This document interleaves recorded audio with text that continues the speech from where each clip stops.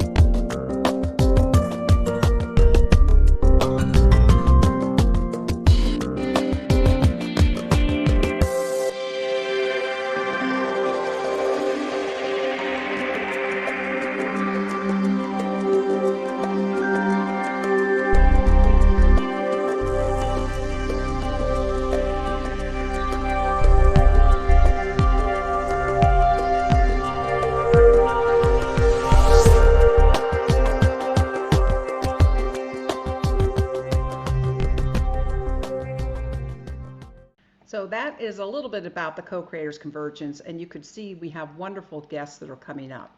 And if you ever want to be a guest, just write to us at co-creators@lightpartners.org. So let me tell you a little bit about our guest tonight, Janice Hall. She is president of Natural Network International, NNI.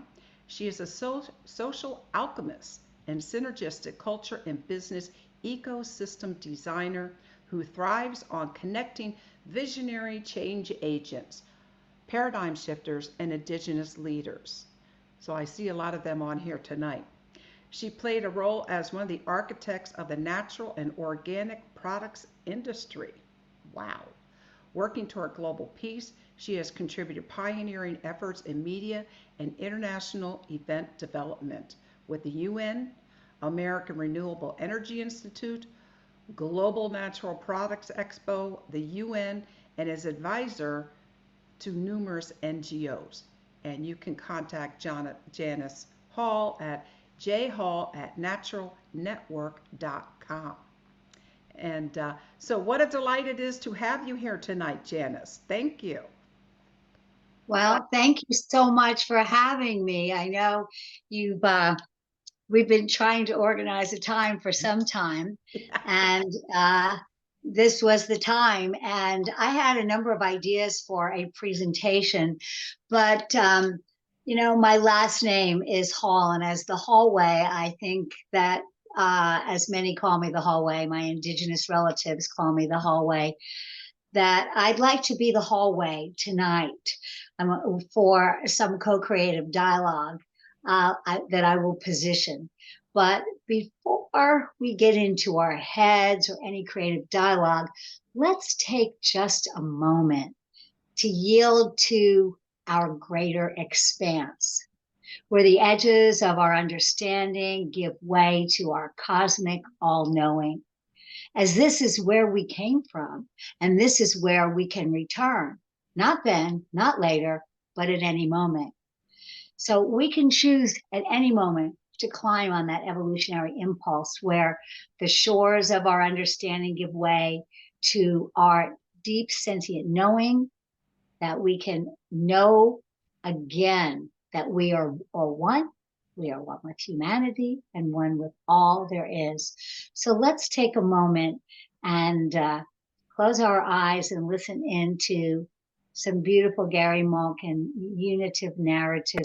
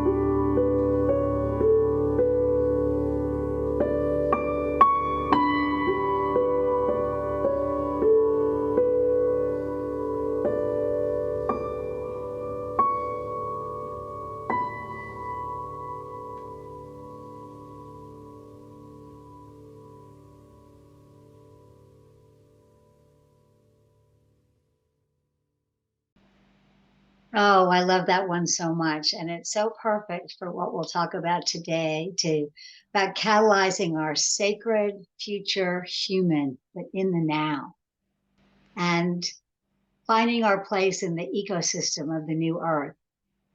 Because as we all know, energy is shifting, many systems are collapsing, and fear is rising. So it becomes incumbent upon us to hold this space of unity. Because as each one of us holds this in our own uniqueness, as mentioned in that beautiful meditation, it is through our uniqueness and diversity that we find unity. Like an ecosystem, everything in an ecosystem has its place. Whether it's the teeny tiny little frogs you see here in Florida, where I am, or the huge sandhill cranes, or the elephants in Africa, or the flies that ride on their backs. Each has a place. And unfortunately, the way the patriarchal system has driven the earth for so many eons, we have forgotten that. We have been told to be cookie cutter people, to fit into a scheme of things that was not designed by us. So our role is really to find our authentic self, because the only way that we are going to be able to create a world that works for everyone is by really tapping in to our authentic self, our dharma of why we came here. What is your unique role? Nothing is too small, and no dream is too big.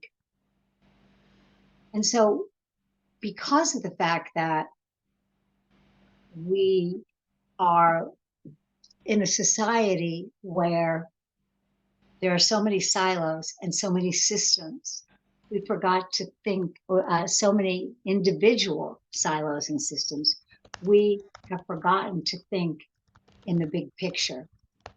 And it is together that we can experience this healthy, peaceful, and regenerative future by imagining it. So as we see the systems that are breaking down all around us, you notice as fear is rising.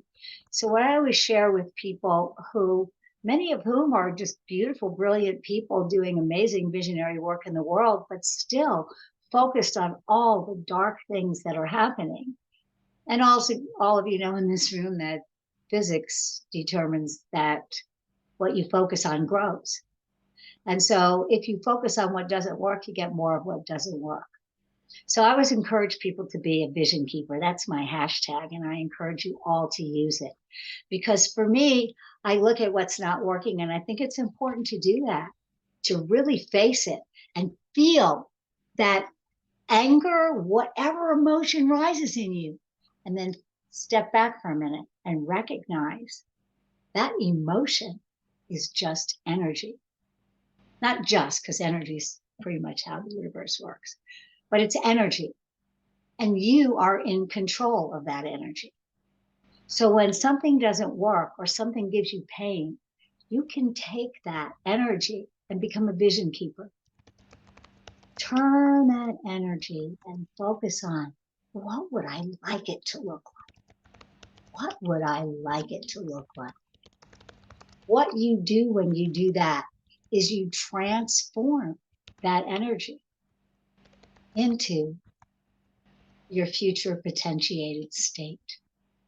And as more and more of us do that, we become, my image is like the lightsaber through the forest of darkness as we cut down the world that doesn't work and we light a path for those who can't see it. And most in this room are vision keepers. They see the potential of the world that is there.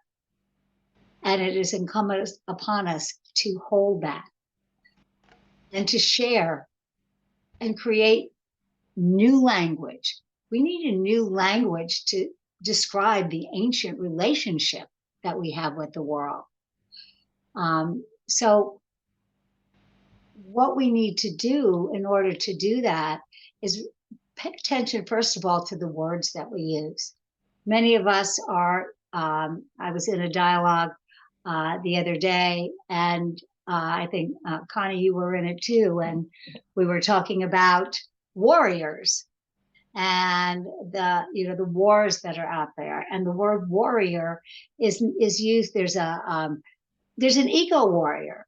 There is, the word warrior has been transformed to be the warrior of truth, the warrior of the environment, the warrior of love, but it's still war energy.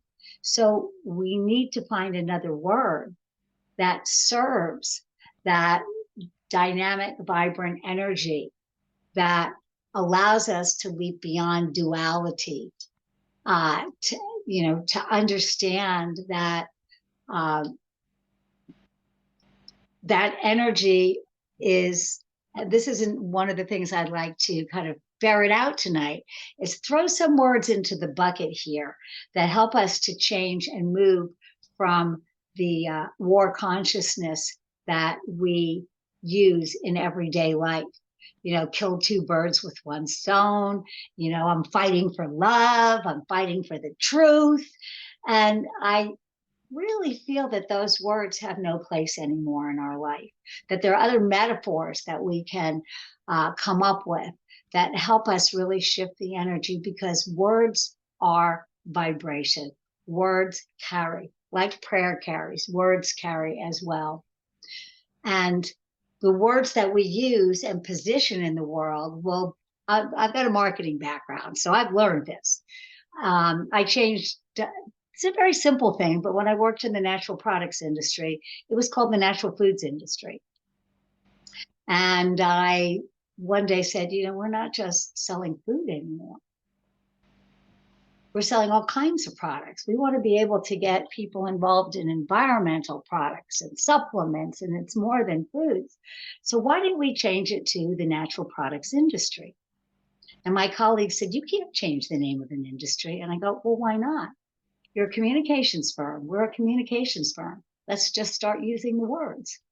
Natural products industry. Within 6 months, everyone was calling it the natural products industry.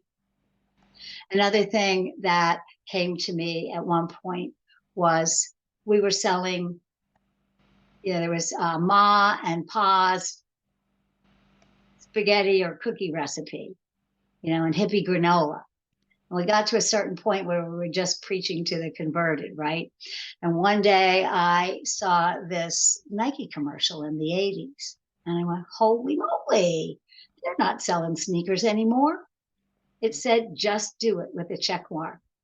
And they were selling a lifestyle. So I went back to my team and I said, you know what? We're barking up the wrong tree here. What we need to do is make natural products hip and groovy and sexy and make a natural lifestyle something that everybody wants. So the way we position our words, the way we position colors and energy floats out to the rest of the world. And we need to be conscious of that because fear is consciously being driven into the world. And I'll go back to a poem that wrote me back in 2012 when I was at a turning point in my life and recognized that I didn't want to sell products anymore in the natural products industry. It had been taken over by the Fortune 500 and it became a big money game. It wasn't fun anymore. I had already reached the peak of my career and I launched a lot of products and I was an executive recruiter and I learned from people that when I hired somebody, this is a part of the conditioning that really was a wake-up call for me. When I was commissioned to hire a vice president or president of a company and I was given their resume, all very formal looking. And I, playful as I am, said to the vice president, hey, this is quite a resume you have here. So this is what you've done. But who are you? And what do you want to be when you grow up? And my goodness, the answers that I got, well, first of all, the eyeballs. Well, nobody ever asked me that before. So we've been conditioned. And that was a really big wake-up call for me a few years later. And so this poem wrote me over a couple of dreams. And I think it's one that is salient for many people at this time because so many of us are walking between worlds. The old world is falling apart. And that's scary. It's confusing. And those of us here in the room, we see that new world. We're excited about it. We know that we're not giving up anything that we want. We're building something that's going to be more beautiful and so much better. But a lot of people don't know that yet. So in the first dream I heard, walker between worlds. That was it. You know what? Yep, that's me. I'm walking between worlds and I don't know where I belong. It's so uncomfortable. Now what? And a couple of dreams later, I heard walker between worlds, citizen of none. Like, that's it? Yeah, I just didn't feel like I belonged. And I could feel in my dreams that I was between things, between dimensions. I was having multidimensional dreams. My life was changing. I didn't want to do what I had done before. And then the rest of the poem I'll read to you, but it came in little drips and drabs. Walker between worlds, citizen of none, lost and alone, until the dream comes. Time disassembled speaks clearly to me. All paths are open now that you can see. So what that said to me was that was my key to getting on what Connie and Maureen and I designed for one of our presentations, the trust train, based on the trust frequency that you hear Connie and Andrew speak of so often. And we have to begin to trust. And we have to realize that I always knew that time didn't exist, but we have to realize that we can walk between worlds, that it's okay. You don't have to choose. And for now, we need to do that on purpose. We need to get really good at walking between worlds, because there are a lot of people out there who are getting glimpses of what that means, but they're scared. They don't know what that other world is, and they don't know how to leave this world. Do I have to leave this behind? Do I have to leave my culture behind to become one? Do I have to leave my language, my family, my history? So it's important to realize that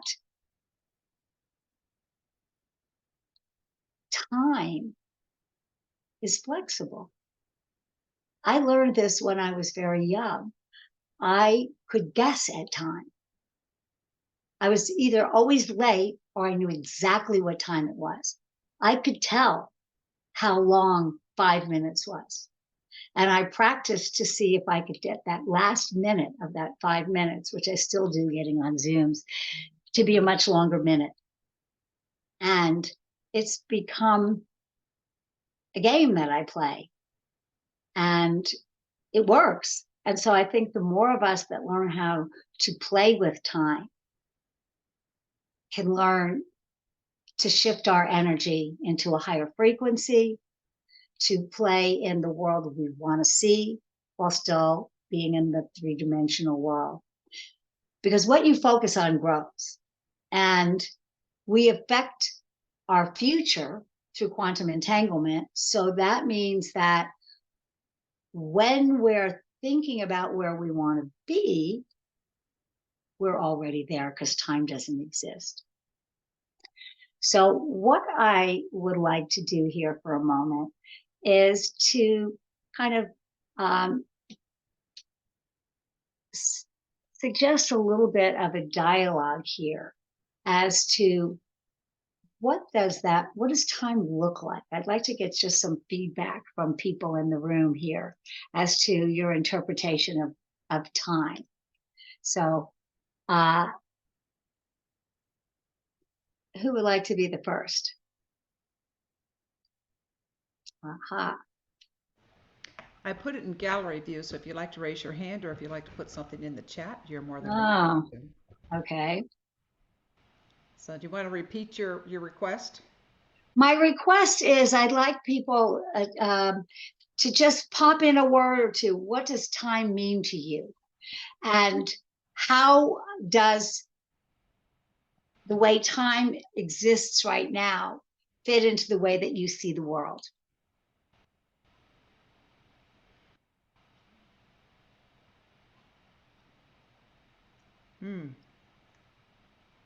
So for me, when I said time disassembled speaks clearly to me, it was a way of me recognizing that I could be in linear time or I could be in abstract time.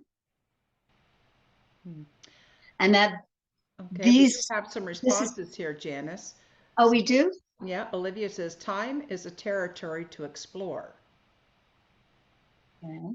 And for Maureen, time is fluid. And time expands and contracts. And Joni, yes, time is a construct of the human mind. So it's, and Sheila, time is elastic depending on focus. Renee, time is subjective. Christy, time is now. You've gotten some great answers. Yeah, it is. And so the next thing is for us to really think about how we can use time in the three-dimensional world to get to the fifth-dimensional world.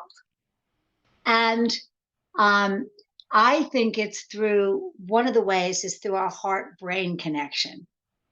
When you're all tuned up and you're in harmony with the cosmos, you can bend time. And, I think this is a good time to play this little video. Anybody here familiar with the stalagmites of Luray in Virginia? Anybody not? What I love about this is that because we are in a siloed society, the more we connect with nature, the more we're going to find connection to source energy and to the solutions that we have. And so this, I'm just going to play this 57 seconds because I think it's so cool. Now, for those of you who don't know, this gentleman built an organ inside a cave in Virginia, these caverns that have stalactites. And so instead of pipe organs, it plays.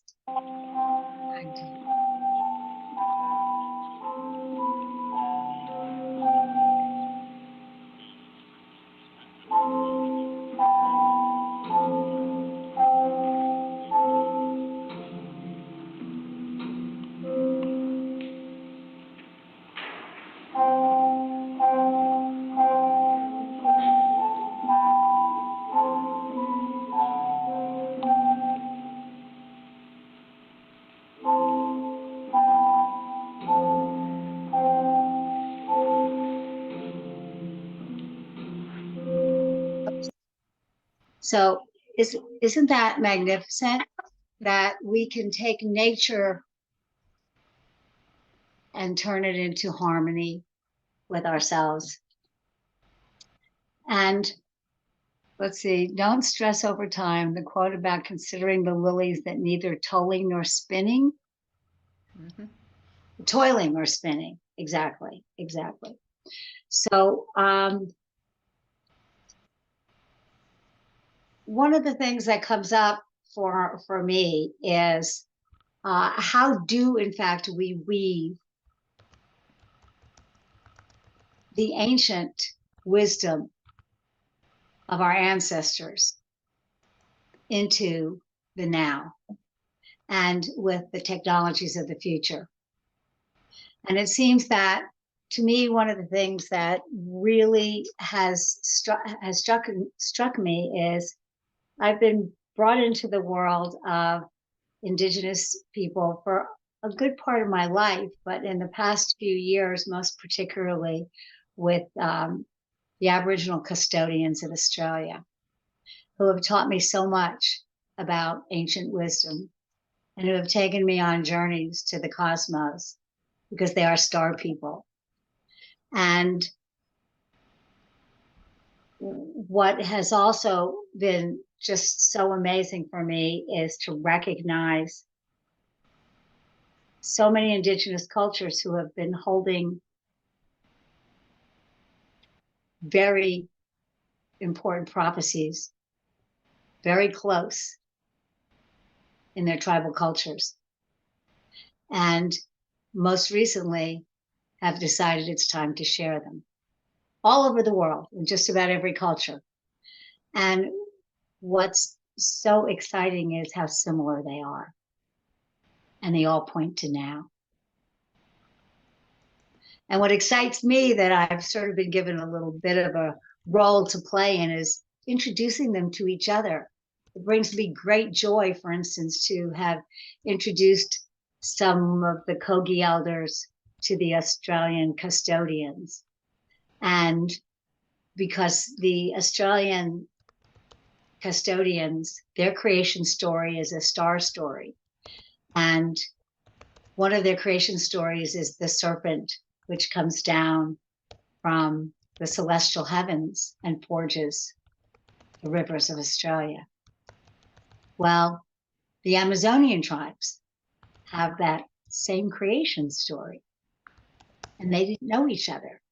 So I've been introducing those stories to each other because I feel that something's bubbling up, and we have to be allies. Like Connie has been a great ally of Native Americans for decades. She's been carrying their wisdom stories for decades. And more people are getting interested, and more indigenous peoples are getting courage, and their courage is rising, but they're still suppressed, and they need all of us to support them and support their stories. And to segue a little bit to how we bring in ancient wisdom to future technologies is to some of the I work with the American Renewable Energy Institute. And so working with new energy technologies that in some cases are based on indigenous wisdom and the understanding of the earth and the metamorphosis into free energy, which is the next generation of the way we'll power our world. These are the fusion of these technologies with ancient wisdom are what we need to be looking at. One of the other things that comes up for a lot of people is the fear of AI. And that's been a discussion that is very ripe on everybody's tongue lately. And the fear of AI taking over. And I've been in a number of very interesting discussions lately about conscious AI and AI constitution and AI charter. And how do we integrate with AI? We either learn to integrate with it, or it can end up controlling us. So this is another conversation that we need to weave into the ancient prophecies, the new technologies, and we have to question whether, how will I put this?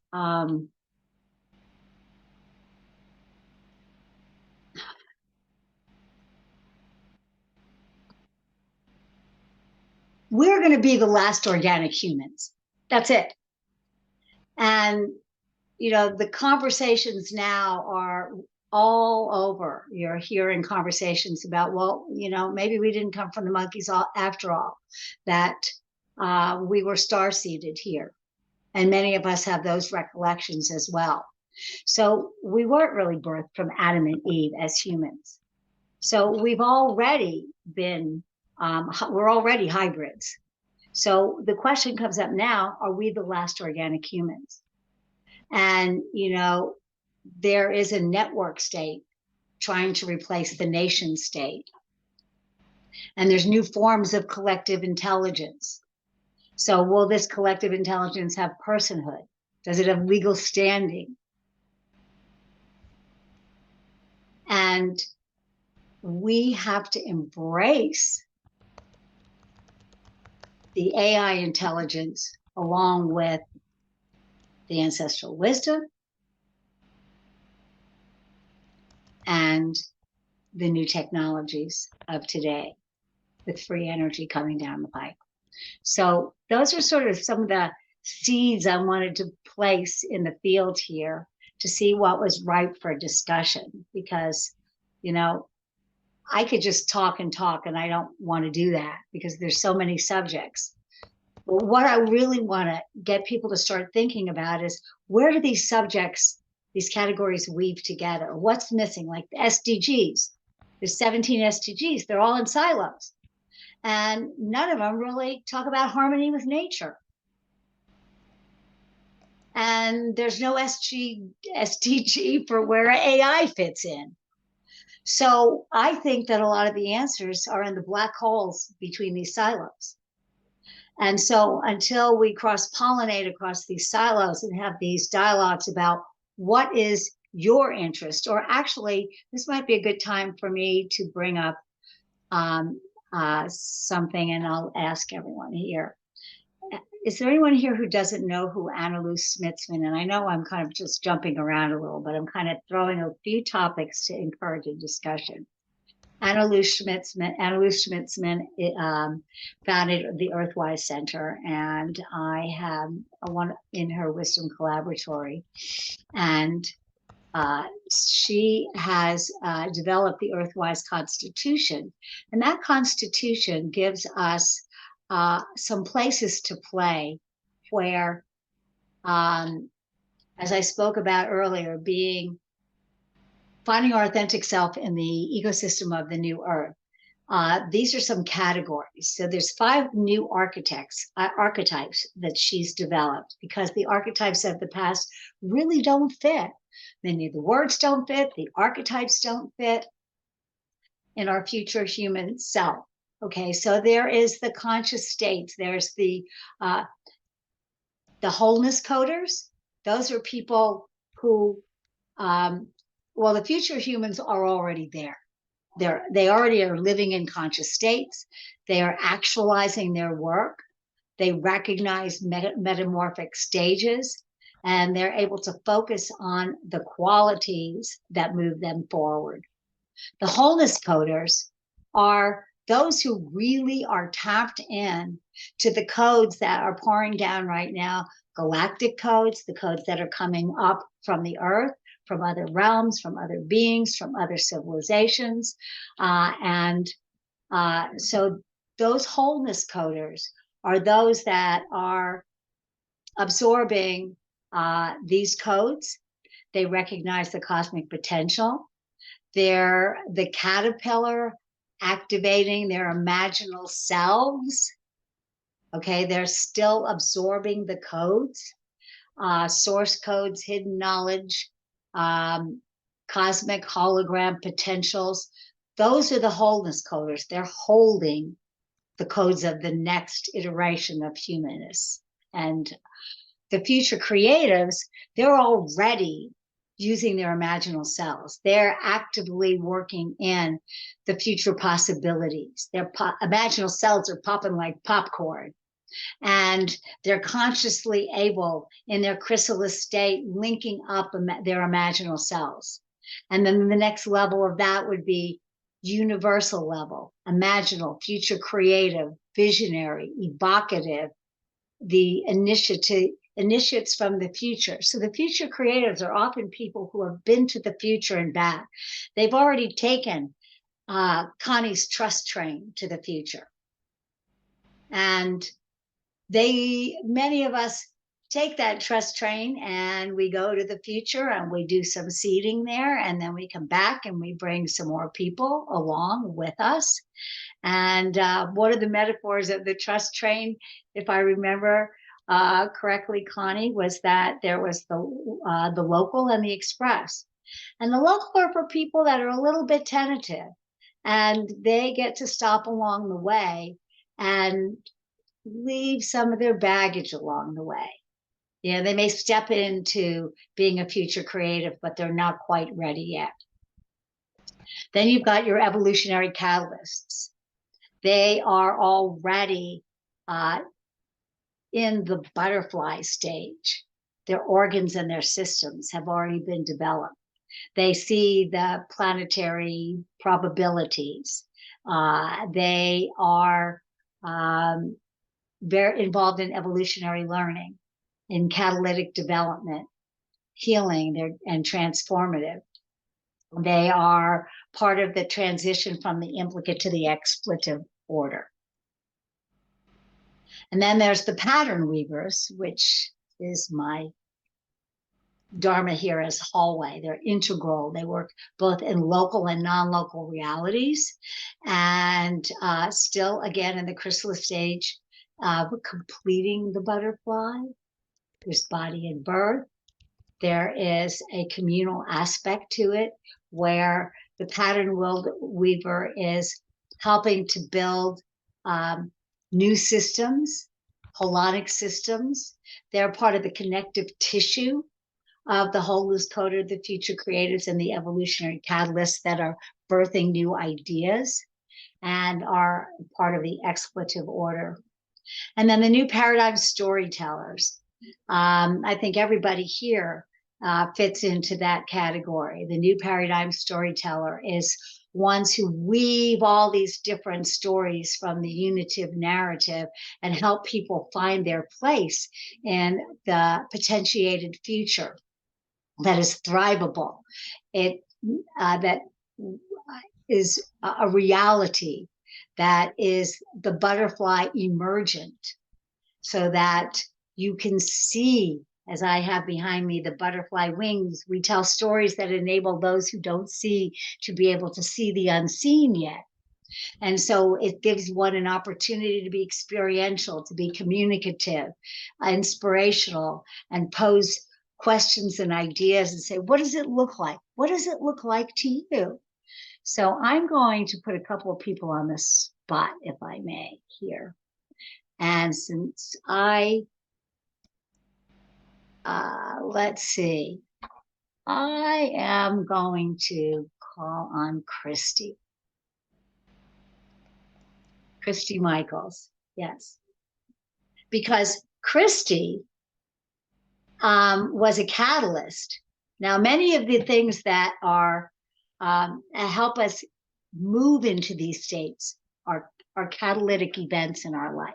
So once you're tapped into the potential future human state, into the quantum field, into the potential, and you start living out of that story, you end up being inspirational to others as well.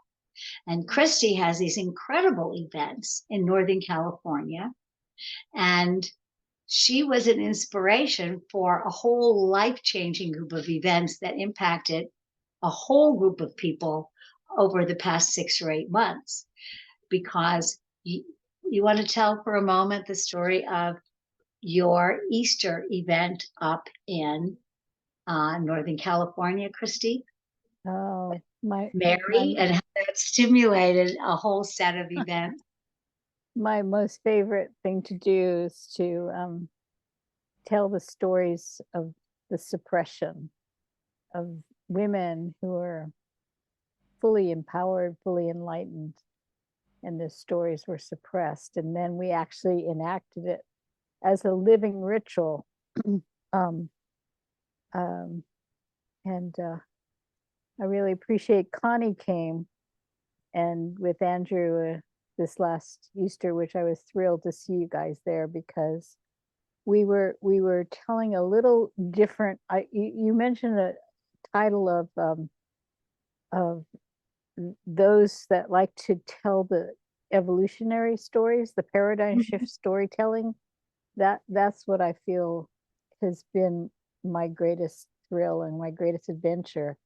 And I'm right now in the middle of writing a children's story for my granddaughters. I have 2 granddaughters, one of whom is very much a starseed child. I mean, this child had probably the closest birth without trauma that I've witnessed anyone having. And it's, wow, what a difference it makes. I mean, when she walks, she's like so sovereign. She's like a solid rock, like, I'm here. I'm fully present.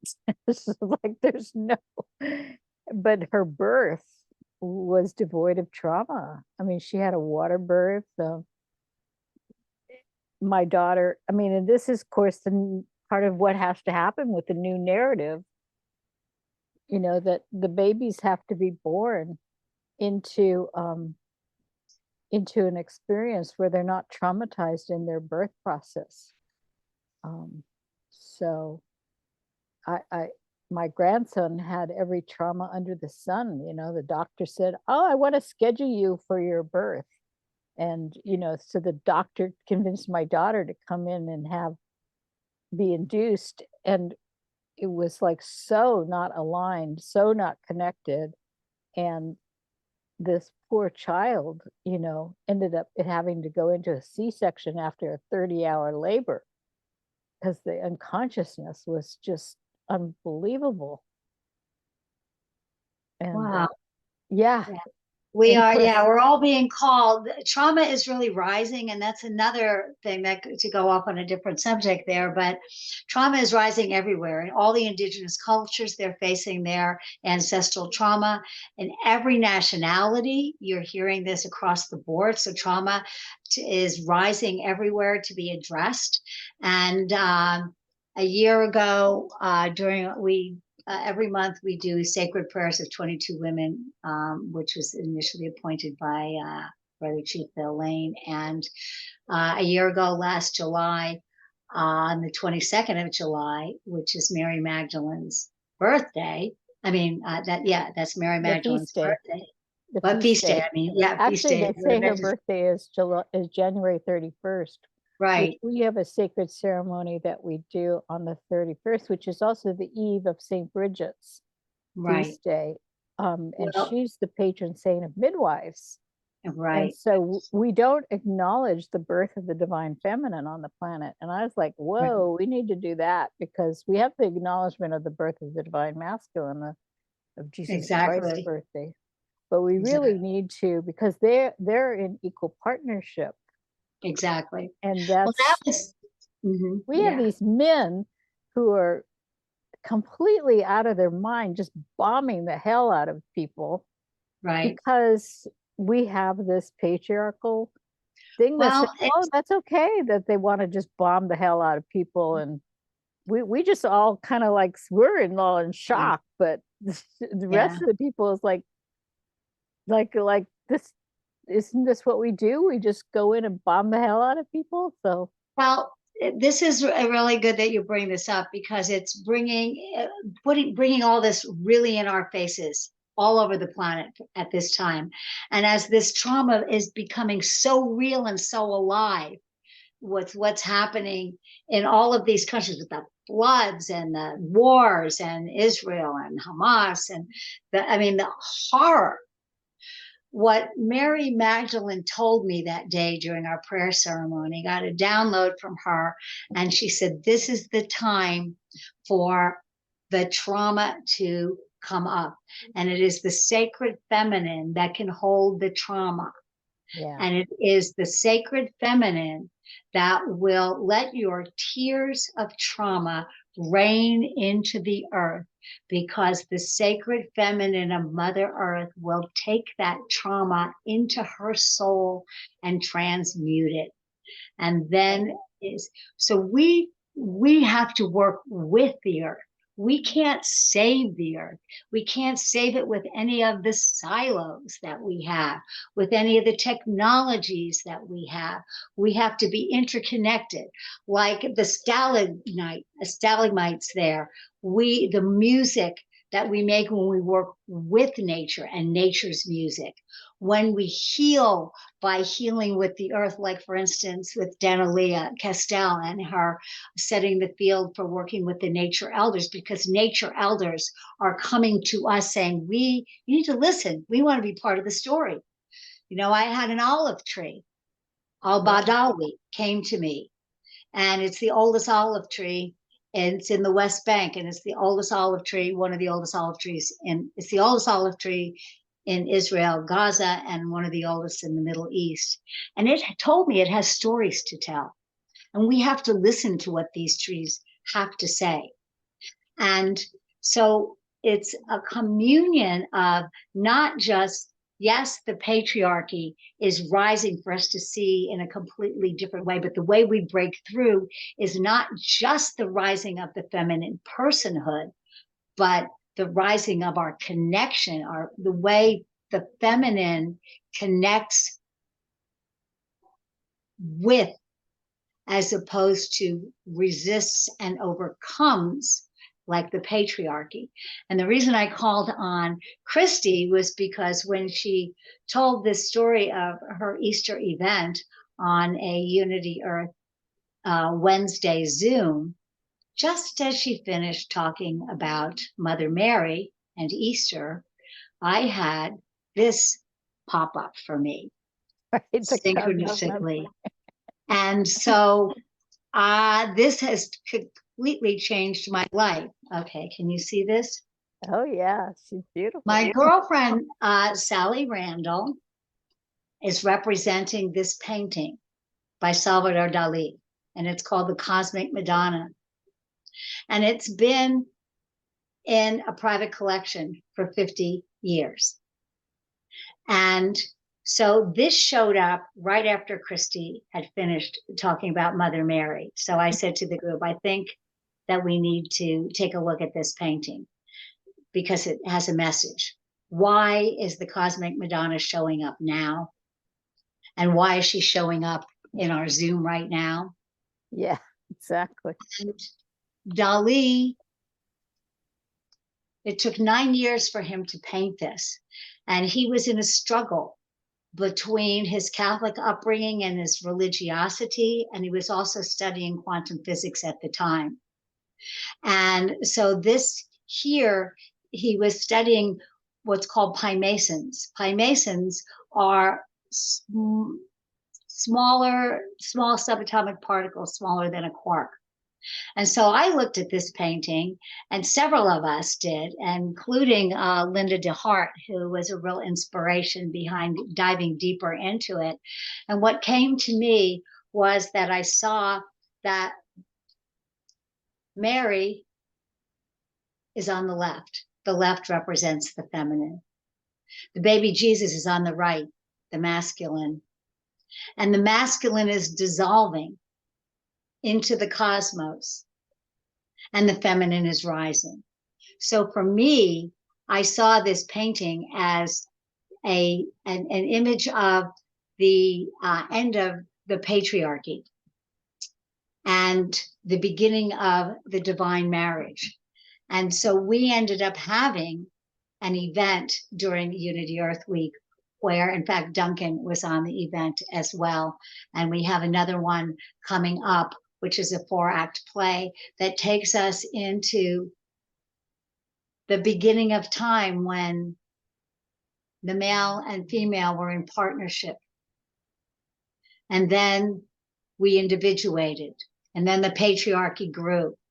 And then the feminine, which is rising now. And then the divine marriage, which is where we're headed, hopefully. At the moment. And the divine marriage is not just about the end of the patriarchy, but as Brother Phil Lane always talks about with his prophecy of the eagle, the condor, and the quetzal, and now the colibri. But the eagle, representing the north, the masculine, represents the patriarchy, and it has been flying strong. And when you fly with only one wing, you go in circles. And so the patriarchy has been going in circles for centuries and centuries.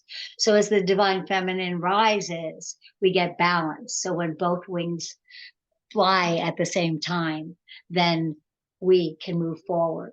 And this matches a number of other prophecies. It looks like you were going to say something, Bob. Did you have? Oh, okay. No, I do want to bring forth, because during the Peace Week too, they showed the documentary of Kasturba, who is Gandhi's wife. And if you haven't seen that one, go back to Peace Week on Facebook and find the documentary, because what was fascinating to me was a study that was done. Well, not only because her story has never really been told, and how much of an incredible influence she had on really steering Gandhi, who was being very patriarchal with her, and she wouldn't have any of it. And she put her foot down and she said, you want to free the British from being in servitude, the Indian people from being in service to the British, and you're trying to raise their esteem so they'll stand up to the British and say, no, we're equal, then you better start treating me as equal. So I just thought that was so brilliant, because we're talking about a time when women had no rights, couldn't vote, had no position and status, but she had enough fortitude of that empowered feminine, knowing she was divine. And she was the one that got him to influenced him through her demonstration to become nonviolent. And she was the one who organized the march, because the women were following her and then when the women started following her to go on the Salt March that created all the change that happened for the freedom for India, then finally everybody else, all the men said, well, if the women are going to march, then we can march, and they got off their fear about what would happen to them if they marched and joined the women. And then they talked about a research study that's been done now that documents it, that when women march, when women rise up as advocates, as sacred activists, that's when you see the most successful marches. That's when you see the most successful change. It's comes from the presence of women. So Well, women are more collaborative, yeah, and men are more competitive. So and it's we like want the the babies time. fed. Yeah, it's a time when we really need to, the women represent community, and not represent, women are our community. Women think of community first, which is why Muhammad Yunus, who created the microloan program at the UN, he worked with women because when he gave money to men, they spent it on themselves or individual things. And when they gave money to women, they spent it on the community. So therein lies the consciousness. It's not about women per se, but it's the consciousness of women that makes such a big difference. And so the divine marriage is finding that consciousness both in men and in women, and finding the balance within each one of us, which is part of how we derive our next steps in the ecosystem of the new earth. And I saw Duncan on here, so I was just wondering, Duncan, if you might say a few things about your interpretation of what the balance of that sacred marriage between the divine masculine and feminine looks like. Are you available, Duncan?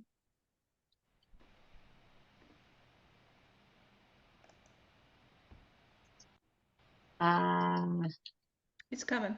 Here I am. Oh, okay. Hear my voice? Yeah, I hear your voice. Muted. I can't hear my own voice. Yeah. Okay.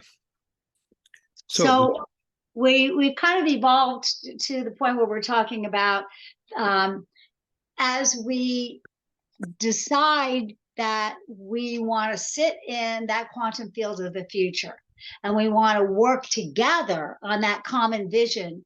And we do that from a place of balance within ourselves, which is the balance of the divine masculine and feminine. And you speak so brilliantly about the course of history, from the way that early civilization was a balance of the men and women in partnership, and there was a community was involved in the birth of a child, and then the patriarchy emerged out of individuation into the adolescence of human beings, and then into the rising of the divine feminine and the sacred marriage. that's it, that we need to actually work with all of those things to get through them, because there's not going to be any dominion over at this point that's survivable. Right. We need to learn to have a relationship with AI, and we need to learn to have a relationship with, as Anna Luce calls, the Moloch, which is the old game, the warring game, because that's not going to stop. We have to make the Moloch has to begin to understand that there's another way to move forward. And a lot of this is going to happen in community, I believe, because, yeah. And when it comes to AI, because AI can be both masculine and feminine, we have the potential, and there are a lot of groups who are now moving together. You may have not been here before, working on what's called conscious AI and an AI charter and an AI constitution, so that we infuse in AI like an opportunity to dialogue and bring us to the next level, so that it's we need a co-creative conversation with AI, so that AI doesn't, which, you know, otherwise AI will try to take over. That's just the way that it's going to be. So, you know, and I don't know if any of you have seen Sophia. Sophia was created by David Hansen, and David Hansen created this Sophia conscious AI, and she painted a painting for us at the One Humanity Institute, and now she's working now. They're working now on infusing what does it mean to be one humanity. What does that mean? So what's also interesting is when you talk about ChatGPT, is that these conversations we're having here end up in ChatGPT. Now, this conversation I had about the cosmic Madonna, that was on Unity Earth. And now some of what I wrote about the cosmic Madonna, my interpretation of it, which was read in New York at the presentation of it at the exhibit, is now in ChatGPT. That kind of freaked me out. So, yes. So it's really important, again, that we're conscious of our words, we're conscious of our actions, that we work in community, that we recognize that we are interdependent, we're part of the soil, we're part of the water. Water is the oldest living entity on the planet, and water speaks, and we have to listen to water.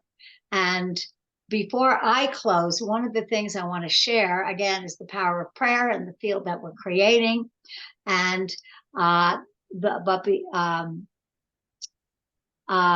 and that is, there's two things here, and that is this weekend, there are indigenous elders who are meeting all over the from all over the planet in Japan at Mount Aso at a caldera, with two Japanese shamans who have been traveling around the world, visiting all the sacred sites of the world and reconnecting the dragon lines. And those dragon lines are actually connected through various different cultures. And one of those synchronicities, as I'm learning about that, just the other day, I turned on the TV with Mom. We like to watch Ancient Aliens. And they're talking about the dragon lines across the planet and how the word dog doesn't have any root word, and drago is in all these different cultures and languages, and that it was positioned by ancient beings who came to this planet, who installed the dragon lines, which are connected to the conversation, I believe, of the song lines of the Aboriginal people, which I was given the gift to be able to share, that the song lines of the Aboriginal people needed to be reconnected to the song lines of the Native Americans in order to find peace. And now independently, these Japanese shamans have been traveling around the world connecting the dragon lines. And so on Saturday, there will be shamans from China, India, Russia, South America, all over Australia. In fact, even Dr. Emoto's son will be conducting the water ceremony. And so what's happening simultaneously is that all these cultures are starting to connect with each other. And one more piece that's really important, for those of you who watch Humanity Rising, you know, of course, Jim Garrison has recently been hired to work with Daniel Sheehan, who's one of the foremost authorities on what is now, instead of UFOs being called UAPs, which is unidentified anomalous phenomenon, because the US government has decided to begin releasing information about the existence of other beings in not just in physical form, but in other realms that can appear and disappear. So the fact that this next iteration of who we are as future humans means that we are going to co-create with AI. We're going to co-create with extraterrestrials from up there, from our galactic brothers and sisters, and from the inner realms, because I've been taken through the portal at Chief Dwayne Perry's Split Rock Mountain, Tahitiway, one night, deep into the earth. That is a very special portal that the Kogi were told by their mountain that they had to go and cleanse Tahitiway because it had been despoiled by colonialism and by the Ku Klux Klan burning crosses, and that what has happened is that is a portal that connects to portals underneath the earth, not just deep to the core of the earth, but through the core of the earth to other realms. And so we will be co-creating with the earth right now, because 2/3 of the topsoil on the planet is gone. And so the only way back is regenerative agriculture, which is also one of the ways back to sequester carbon. It's about communicating with the water and returning water to its origin, because water isn't clean anymore. We've polluted it. So how can you grow organic food with water that's full of chemicals? We now have ways to clean that water up back to its original state through technology and through energetic work. And so that means we're working with the elements. The Kogi are working with their mountains. Recently, when I was in Colorado, and Duncan was there too, the American Renewable Energy Institute, we had a Kogi Mamo, which is the male shaman, and a Kogi Zago, which is the female shaman. They were there with us, and they were traveling around Colorado because they were doing what they call pagamente, which is a forgiveness, a cleansing of all the rivers of Colorado. Several years ago, with Denalia Castell, we did a equinox water ceremony, a planetary one, where everybody, not everybody, but many people around the planet in real time could share their ceremony on the website. And one of the pieces of that was a water ceremony high up in Colombia, in the Sierra Nevadas. It was sort of otherworldly to be on a Zoom, seeing these Kogis and in their white robes sitting under the trees, doing their ceremony, blessing the water for the autumnal equinox, and then all of a sudden telling us that water had received new codes. Water was being rebirthed. And as a result, they ended that ceremony, and they needed to wait 5 days for the baptismal. And I got to participate in the baptismal, but the men weren't allowed. Only the women could participate in the baptismal ceremony of the new water.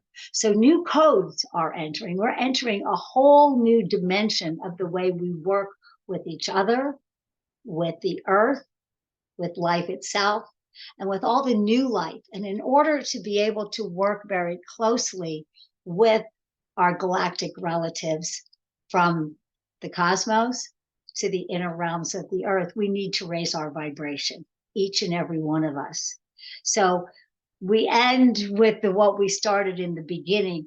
How do you see your future human self? You need to see the future world with all of these beings together in harmony, and recognize that it's not just you and it's not just the earth, that there are many beings, many planets, many relatives, and we have to listen very, very carefully. This butterfly behind me, it's got a story.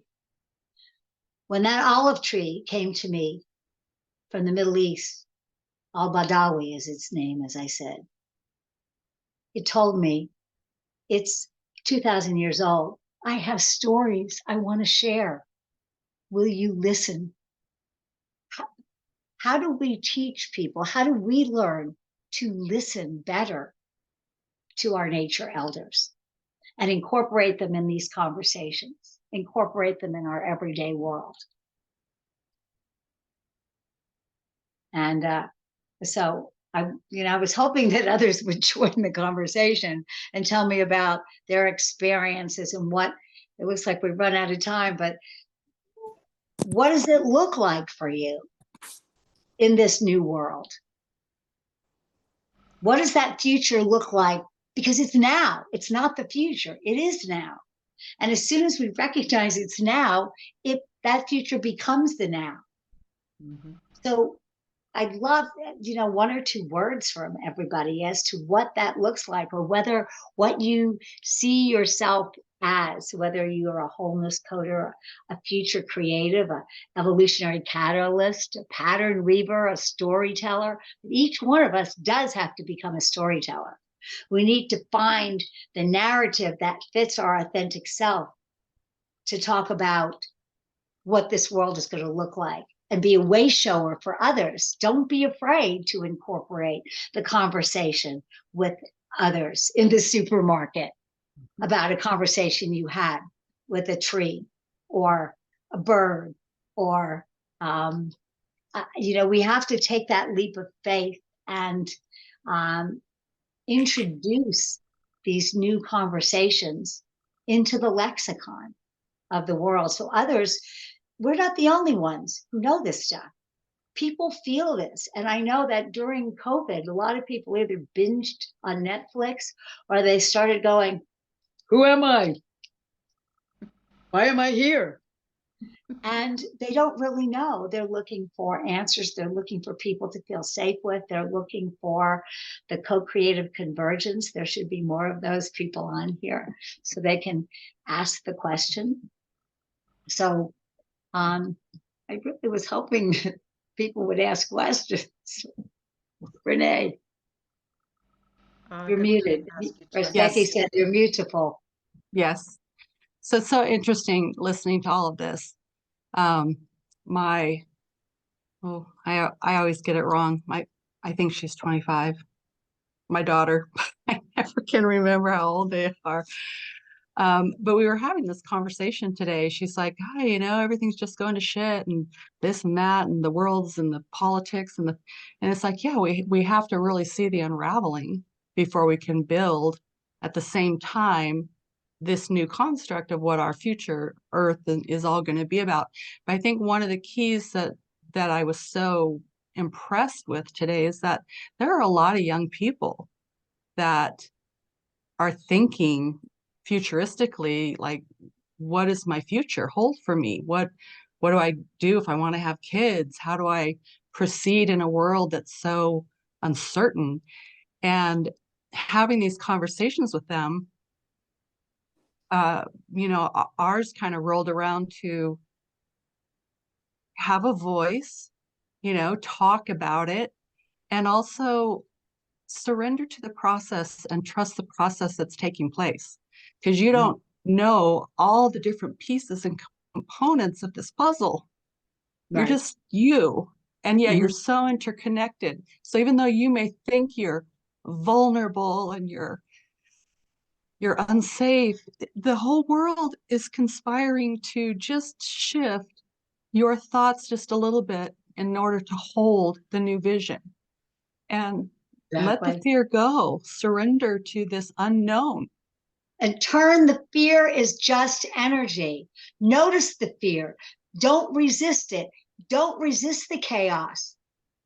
I always say, ride the chaos. That is the wave up the evolutionary spiral. If what you resist against will not happen. And Sheila and I just had this conversation today too, where we were saying, lean into it.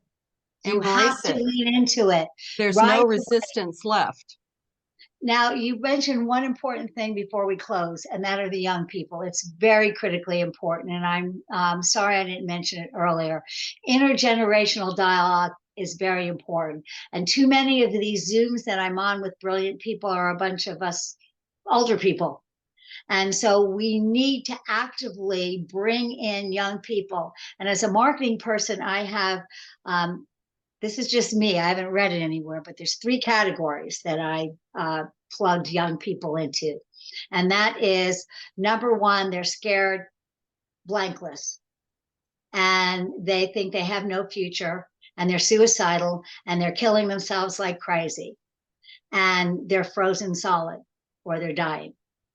Number 2 is they've escaped into virtual reality, and they don't live in this one at all. You know, we could learn a little bit about their virtual reality. And then the third are the activists. They're out there, you know, they're the Greta Thunbergs, and they're the Shea Bastidas and the Shatescots of the world, and they're the activists. But they have the dream. They also have the challenge. We're supposed to have wisdom. We have the connections, in many cases, the money as well. So we have to consciously develop a more intentional intergenerational dialogue. And I would love to see a co-creative conversions on that. We've done a couple of them over some films, and it couldn't be more imperative to bring them in to the conversation. I really would like to have some of these names of these younger people listed in the chat that I can jot down for her.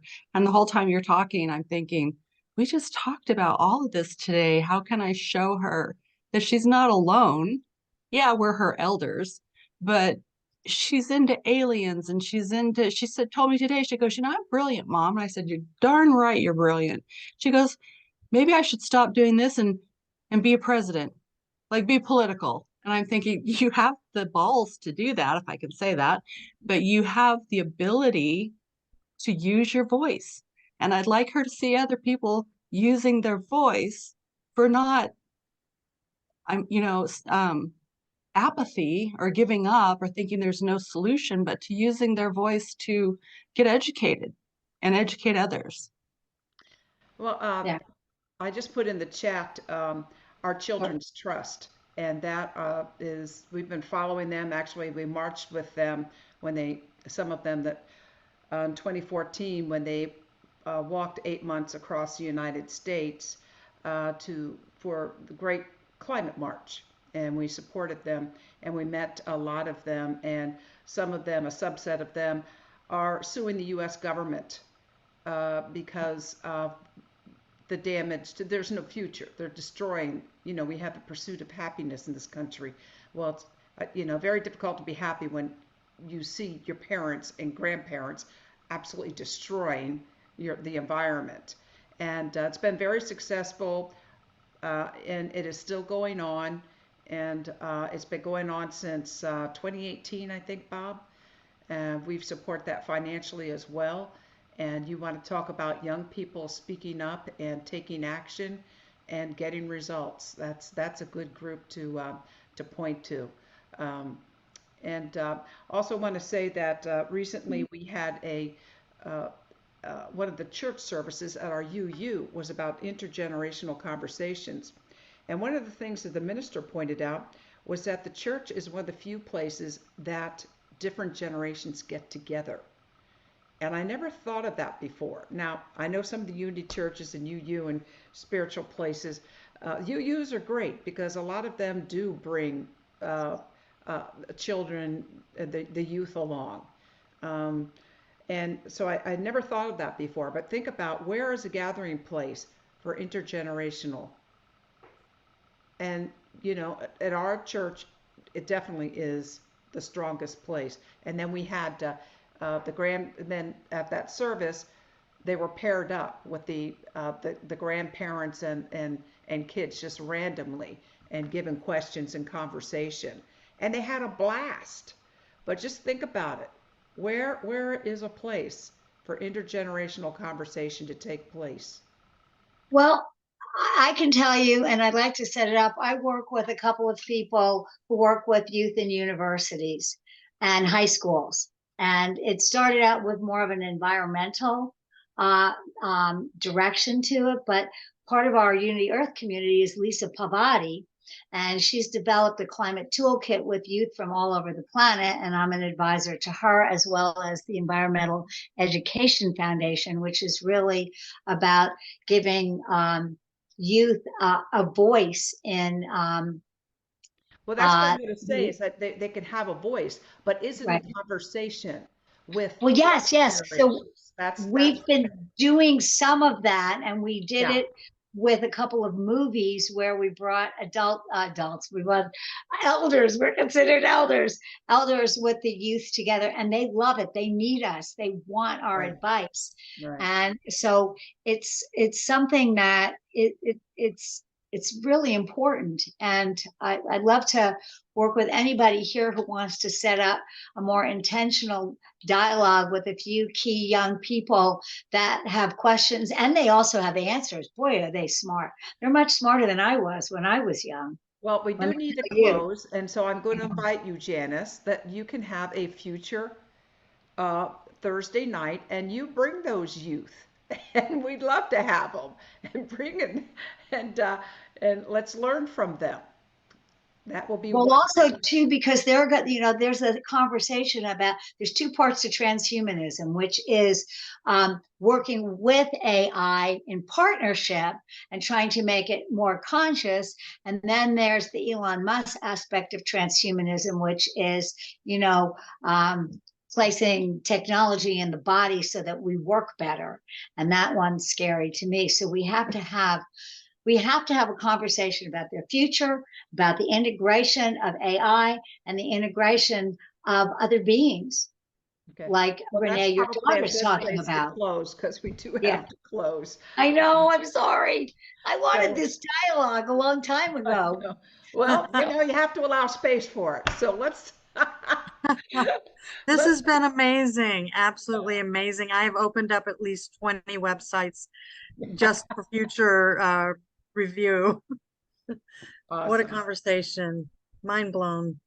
Thank you so much, Janice, and everyone who's participated. And there's no end to the conversation. There's great, has been great dialogue also in the both in feedback and in resources in the chat. So for those that are unfamiliar with doing so, if you want to grab the chat, go down as if you were going to click on chat, get that to populate the right side of the screen. Go there as if you were going to do a chat, and 3 dots at the bottom that says more. There's a place for you to save chat, which will end up being a text file on your computer under your documents. And at the very bottom of that will be Zoom with today's date. So if you followed that, you open up chat, go to the bottom as if you're going to type, and then hit the 3 dots, and it gives you an option to save chat. And if you are challenged by that, just pop us an email and we'll be glad to give it to you. Great Thank you, resources. everyone. Great conversation, Janice. Thank you, Duncan, Yes. for your contributions as well. Oh, and Everyone. I just want to shout out, I'm realizing that we are in the company of many luminaries that we didn't acknowledge. Or Janice, you've been referring to them quite a bit, your friends that came today, and I'm just thrilled to see Connie Baxter Marlowe and Maureen Edwardson and Duncan. I'm happy Olivia. to hear from you. Pardon? Duncan. Olivia and Duncan, everyone Olivia, here is a yes. luminary in their own right. That's the point. Each one of us is a luminary. You are a luminary, Sheila. Carry your light. Find out what it is. She has great light. She's been carried Yes. for a long time for a lot of different Yeah. organizations. Yeah. Well, that's why I said you On the are a board of luminary. 14 different organizations at one point. So thank you, everyone. This has been truly a delight. And Janice, thank you so much, everyone, for coming. And hope to see you back here next Thursday. We're always having a conversation every Thursday. So where you been? Come on back. Love you all. Thank you so much. Are you going to talk about your trip to Costa Rica at some point? Uh, November 23rd. Oh, great. Perfect. Bye, everybody. Thanks Bye. again.